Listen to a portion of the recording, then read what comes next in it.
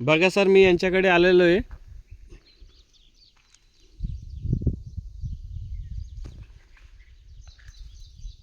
सगळे झाडावर लागलेले यांच्या. हे बघ, मी माझ्या हाताने घेतोय सर माची. हां, जळलेली आहे. सगळ्याच एक एक पीसवर टेस्टिंग करतोय मी. बघा, आणि यांचं पूर्ण झाड आहे, 4-5 झाड आहे यांचे. याच्यामधून 20 पीस घेतोय.